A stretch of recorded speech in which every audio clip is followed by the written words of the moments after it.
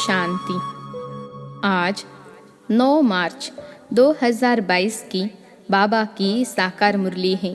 मुरली के महावाक्य है, मीठे बच्चे, इस पुरानी देह का भान भूलो, इससे ममत्व मिटाओ तो तुम्हें फर्स्ट क्लास शरीर मिल जाएगा।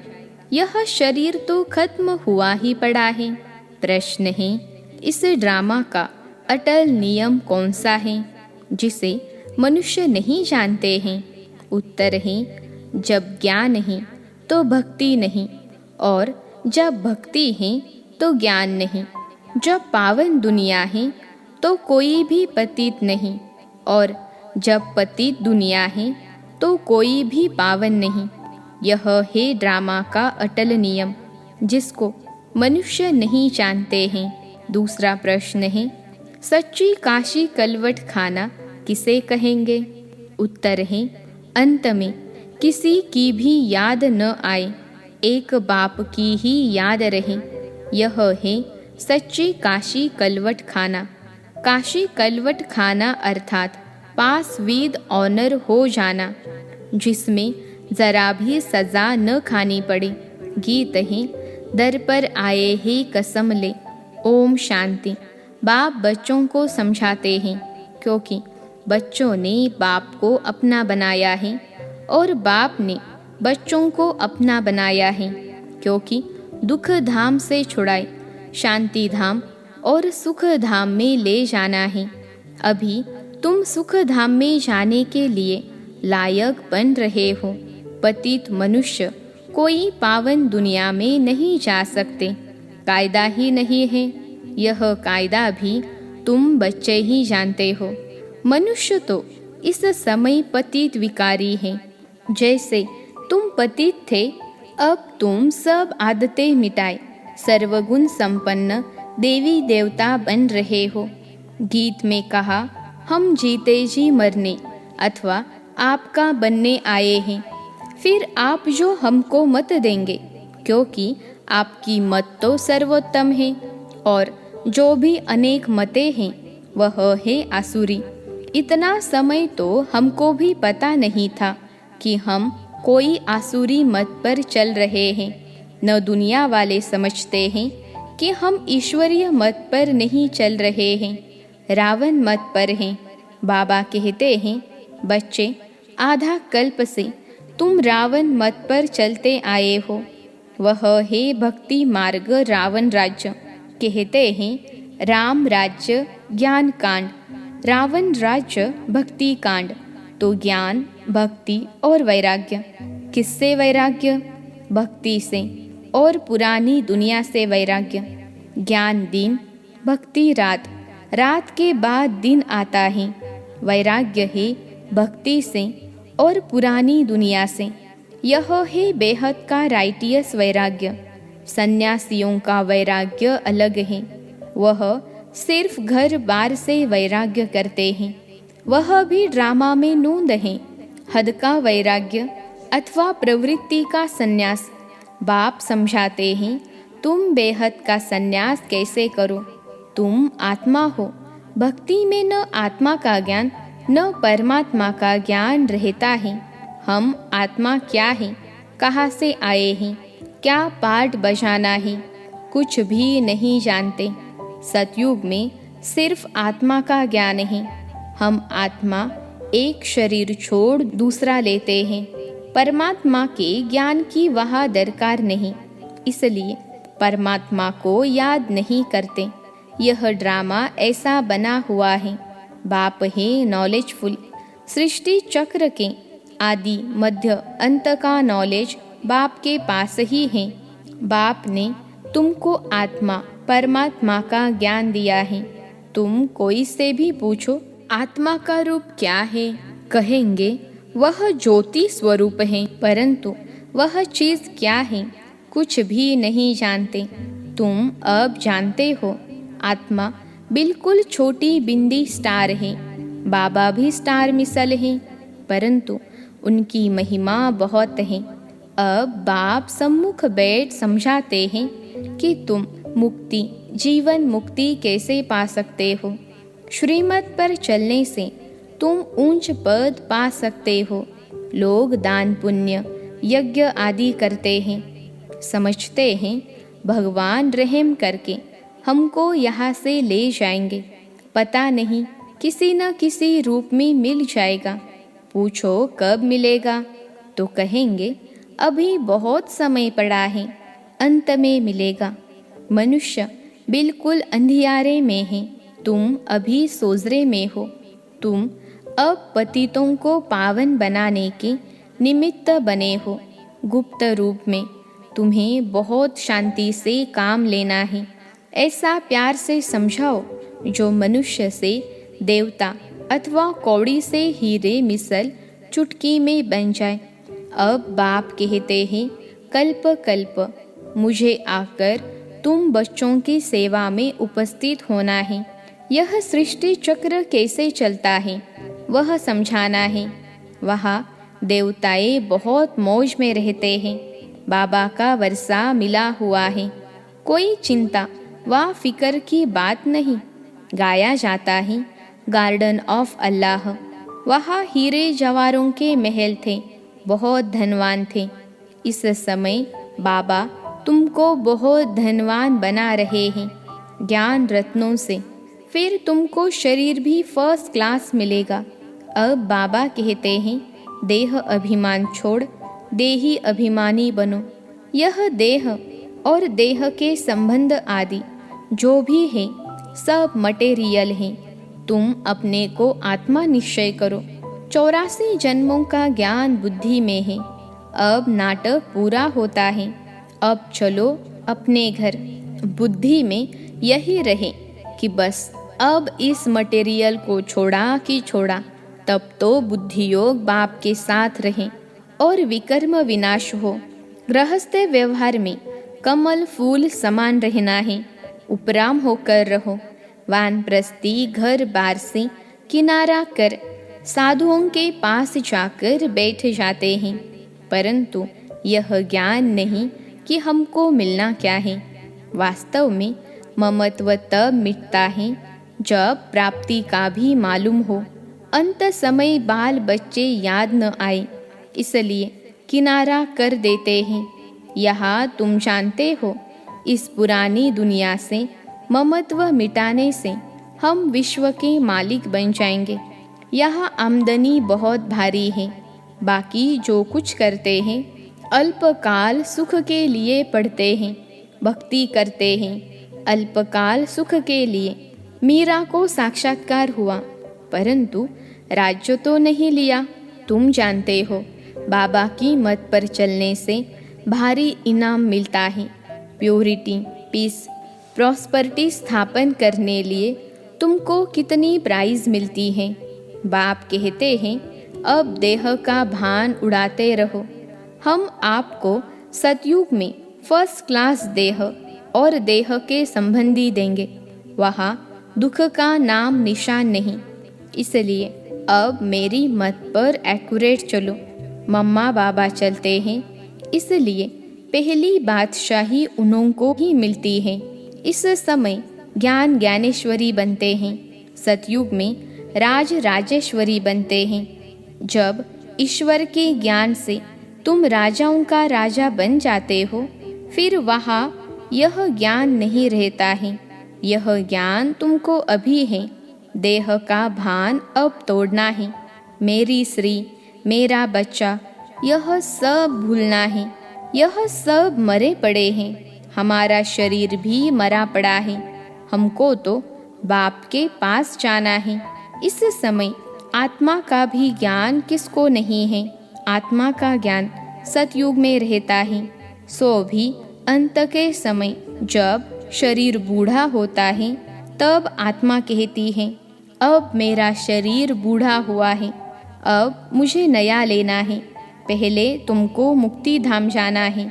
सतयुग में ऐसे नहीं कहेंगे कि घर जाना है। नहीं, घर लौटने का समय यह है। यहाँ सम्मुख कितना ठोक ठोक कर तुम्हारी बुद्धि में बिठाते हैं। सम्मुख सुनने और मुरली पढ़ने में रात दिन का फर्क है। आत्मा को अब पहचान मिली है। उसको ज्ञान के चक्षु कहा जाता है। कितनी विशाल बुद्धि चाहिए। छोटी स्टार मिसल आत्मा में कितना पार्ट भरा हुआ है। अब बाबा के पिछाड़ी हम भी भागेंगे। शरीर तो सबके खत्म होने हैं। वर्ल्ड की हिस्ट्री ज्योग्राफी को फिर रिपीट होना है। घर बार को छोड़ना नहीं है, सिर्फ ममत्व मिटाना है और पवित्र बनना है। किसको भी दुख नहीं दो। पहले ज्ञान का मंथन करो, फिर सबको प्रेम से ज्ञान सुनाओ। शिव बाबा तो विचार सागर मंथन नहीं करते, यह करते हैं बच्चों के लिए। फिर भी ऐसे समझो कि शिव बाबा समझाते हैं। इनको यह नहीं रहता है कि मैं सुनाता हूँ, शिव बाबा सुनाते हैं। इसे निरअहंकारी पना कहा जाता है। याद एक शिव बाबा को करना है। बाप जो विचार सागर मंथन करते हैं वह सुनाते हैं। अभी बच्चे भी फॉलो करें। जितना हो सके अपने साथ बातें करते रहो। रात्रि को जाग कर भी ख्याल करना चाहिए। सोए हुए नहीं, उठ कर बैठना चाहिए। हम आत्मा कितनी छोटी बिंदी है। बाबा ने कितना ज्ञान समझाया है। कमाल है सुख देने वाले बाप की। बाप कहते हैं नींद को जीतने वाले बच्चे और सभी देह सहित देह के मित्र संबंधियों आदि को भूलना है। यह सब कुछ खत्म होना है। हमको बाबा से ही वर्षा लेना है और सबसे ममत्व मिटाकर गृहस्थ व्यवहार में रहते पवित्र रहना है। शरीर छूटे तो कोई भी आसक्ति न रहे। अब सच्चा सच्चा काशी कलवट भी खाना है। खुद काशीनाथ शिव बाबा कहते हैं हम तुम सबको लेने आए हैं। काशी कलवट अब खाना ही पड़ेगा। नेचुरल कैलेमिटीज भी अभी आने वाली है। उस समय तुमको भी याद में रहना है। वह भी याद में रहे। कुएं में कूदते थे, परंतु कुएं में कूदने से कुछ होता नहीं है। यहाँ तो तुमको ऐसा बनना है जो सजा न खानी पड़े, नहीं तो इतना पद पा नहीं सकेंगे। बाबा की याद से ही विकर्म विनाश होते हैं। साथ साथ यह ज्ञान है कि हम फिर 84 का चक्र लगाएंगे। इस नॉलेज को धारण करने से हम चक्रवर्ती राजा बनेंगे। कोई भी विकर्म नहीं करना है। कुछ भी पूछना हो तो बाबा से राय पूछ सकते हो।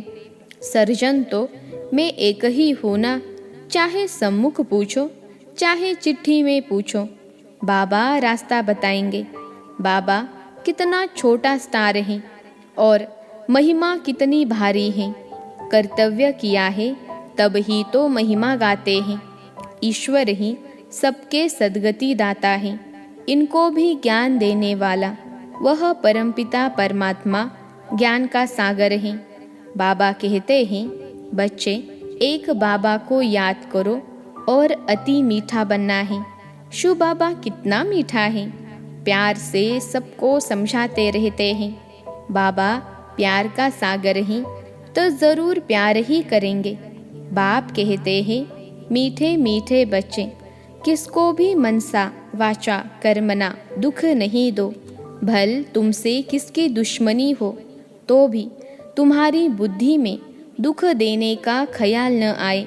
सबको सुख की ही बात बतानी है। अंदर किसके लिए बुखार नहीं रखना है।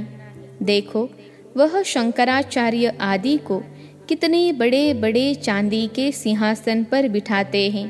यहाँ शिव बाबा जो तुमको कौड़ी से हीरे जैसा बनाते हैं, उनका तो हीरो का सिंहासन होना चाहिए।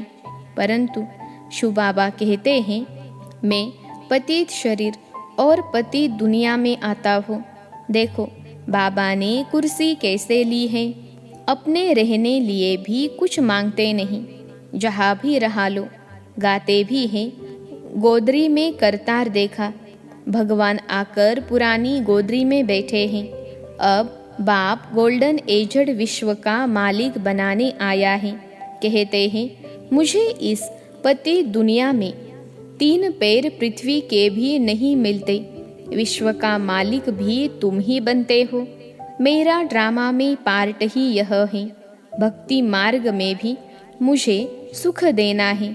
माया बहुत दुखी बनाती है, बाप दुख से लिबरेट कर शांति धाम और सुख धाम में ले जाते हैं। इस खेल को ही कोई नहीं जानते। इस समय एक है भक्ति का पंप, दूसरा है माया का पंप। साइंस से देखो क्या क्या बना दिया है। मनुष्य समझते हैं हम स्वर्ग में बैठे हैं। बाप कहते हैं यह साइंस का पंप है, यह सब गए कि गए। यह इतने सब बड़े बड़े मकान आदि सब गिरेंगे। फिर यह साइंस सतयुग में तुमको सुख के काम में आएगी। इस साइंस से ही विनाश होगा, फिर इसी से ही बहुत सुख भोगेंगे। यह खेल है। तुम बच्चों को बहुत बहुत मीठा बनना है।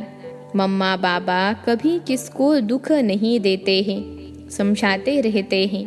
बच्चे कभी आपस में लड़ो झगड़ो नहीं।